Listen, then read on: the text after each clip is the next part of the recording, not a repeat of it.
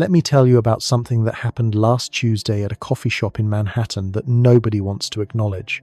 A woman, we'll call her Rachel, though that's not her real name, sat across from me after reaching out through a mutual friend, 37 years old, successful marketing executive.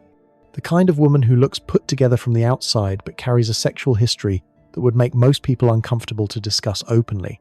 She wanted to talk about why everything suddenly felt broken.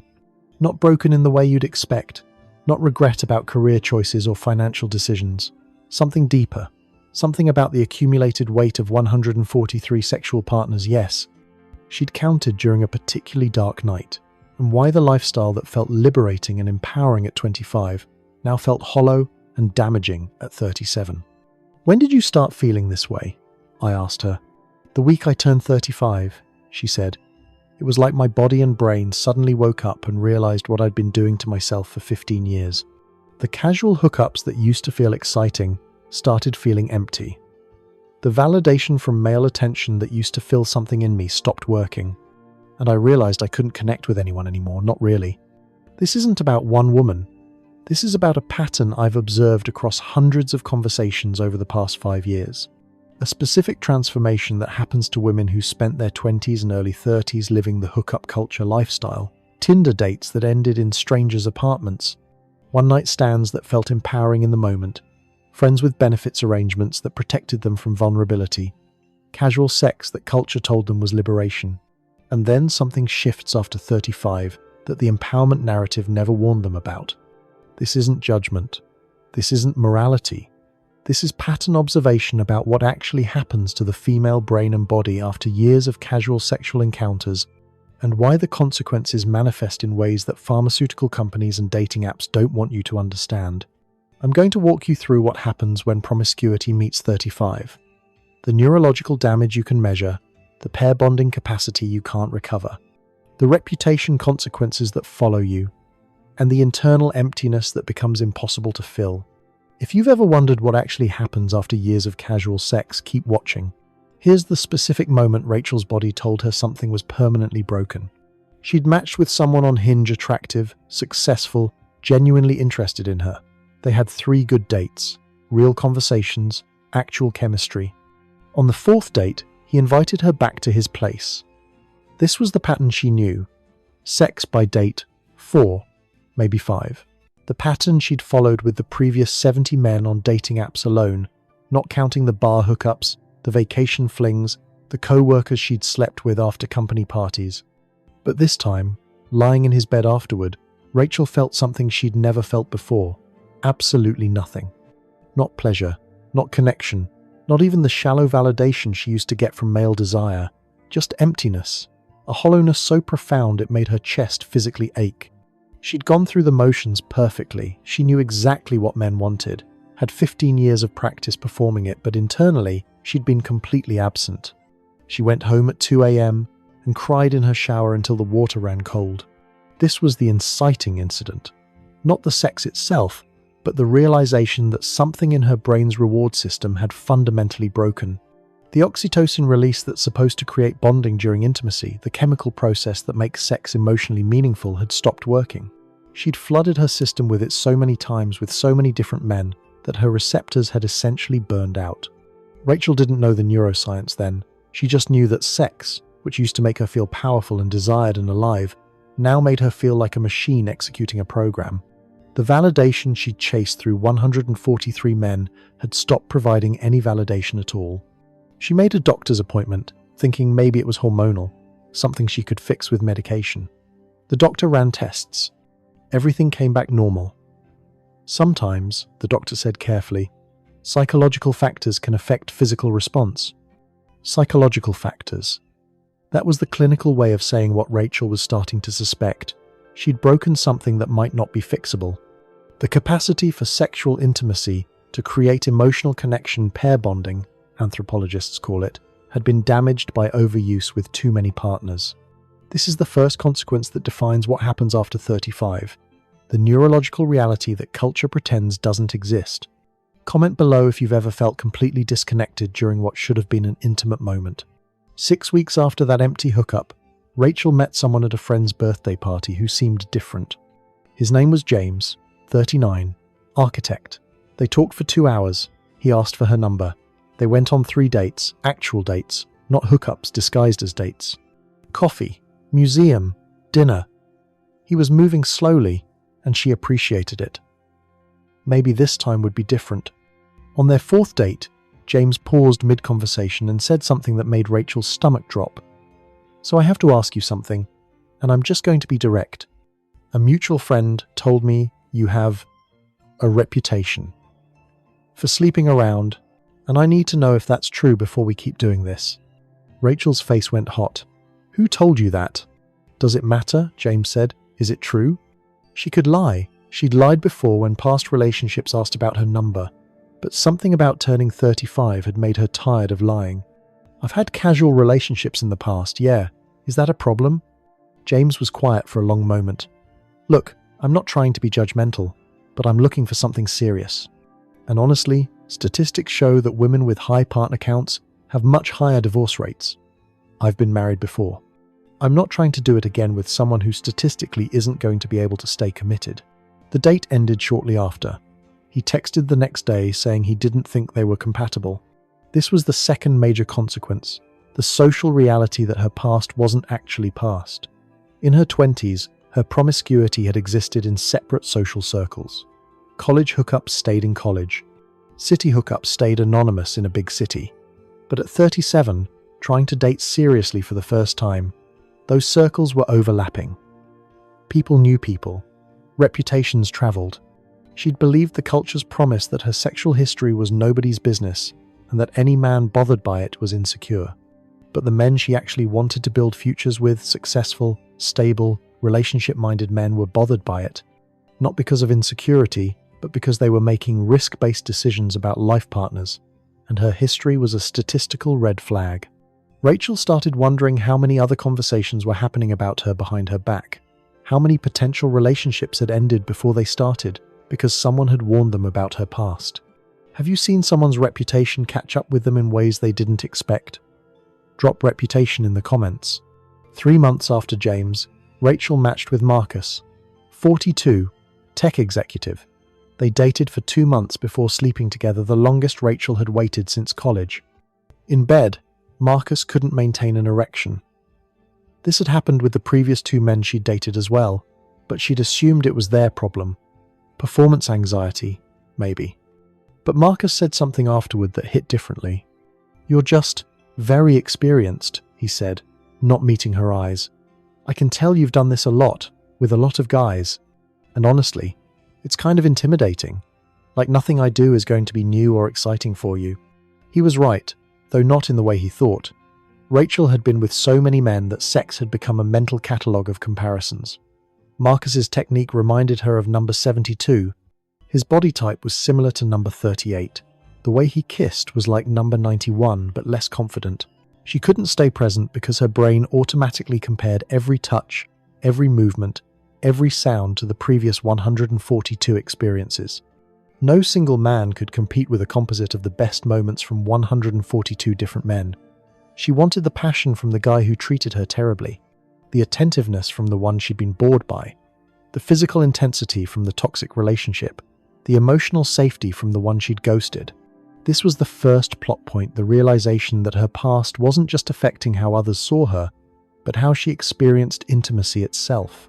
The comparison disease had rewired her brain to constantly evaluate instead of connect, to catalogue instead of feel, to perform instead of be present.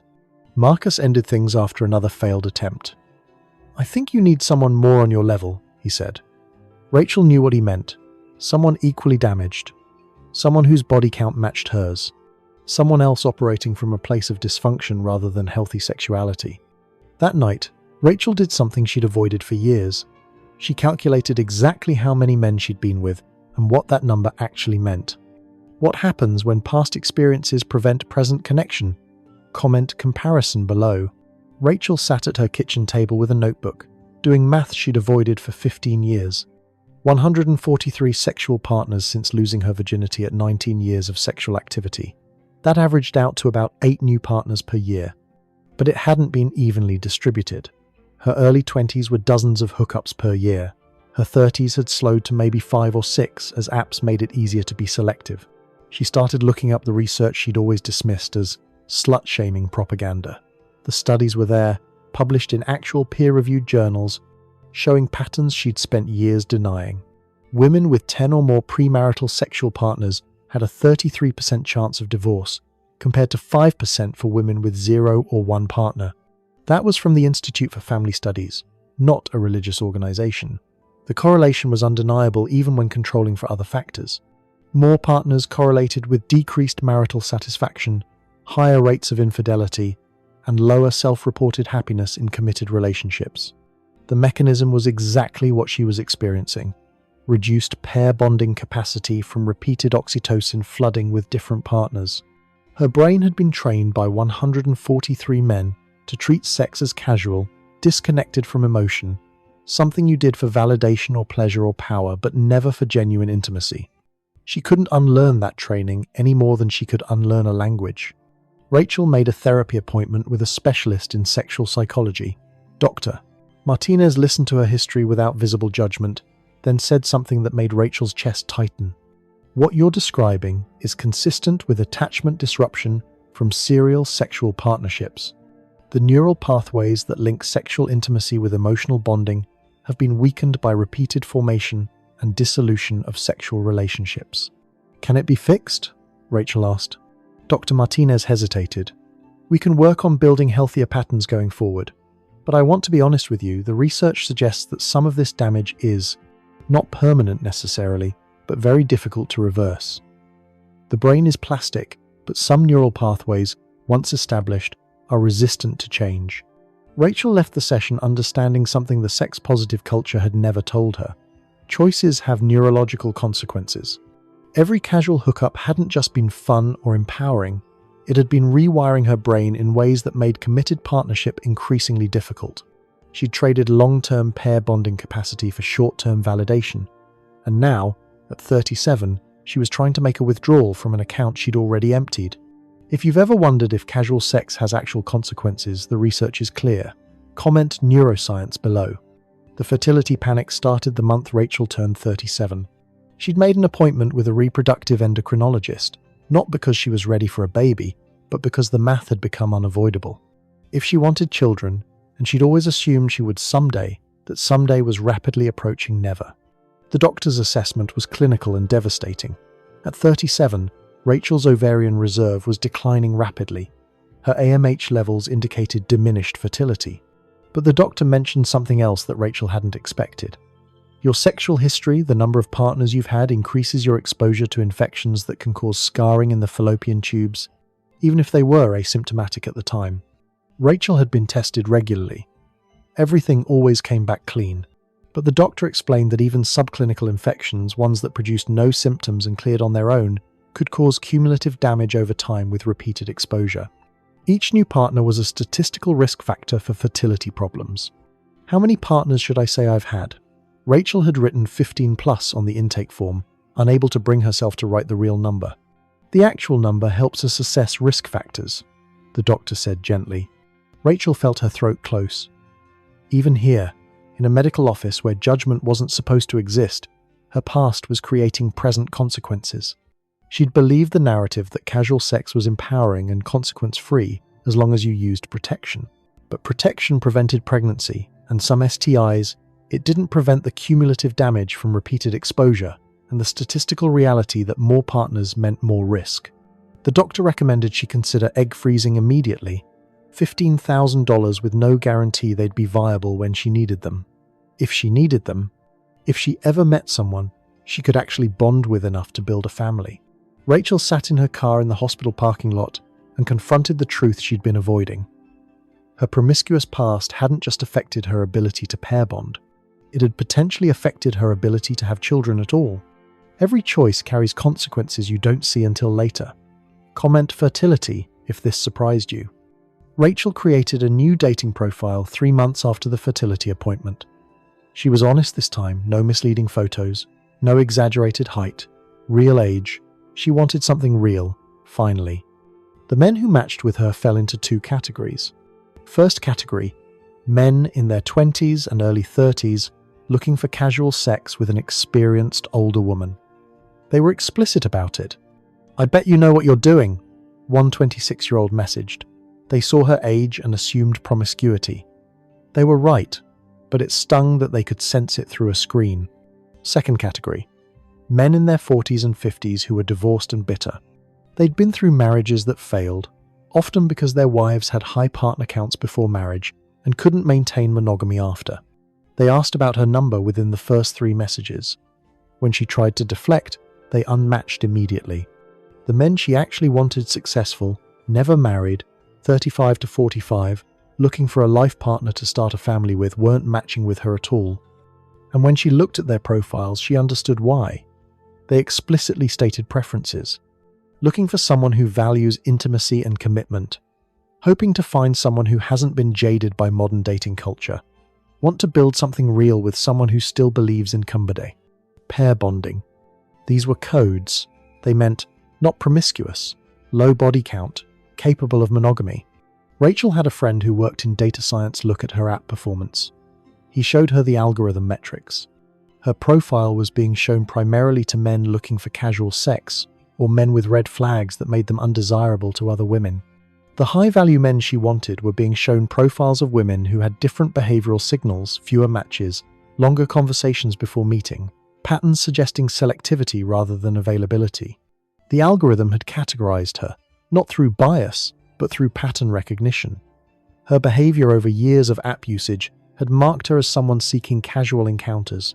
Now that she wanted something different, the system couldn't reconcile the contradiction. She'd trained both her brain and the dating algorithms to see her as casual. Retraining either one seemed impossible. Has technology started recognizing patterns we pretend don't exist? Comment algorithm below. The realization came during a conversation with her younger sister, who was 28 and getting engaged. Her sister knew some of Rachel's history, not the full count, but enough to be concerned. "I'm worried about you," she said over coffee. "Not judging, I promise. But Rachel, you've been doing this for almost 20 years. When does it stop? When do you actually try to build something real?" Rachel wanted to explain that she was trying now, that she'd changed, that she wanted commitment finally. But the words caught in her throat because she knew the truth her sister was asking about. Had she waited too long? Had the damage become permanent? The research suggested yes. The neuroscience was clear.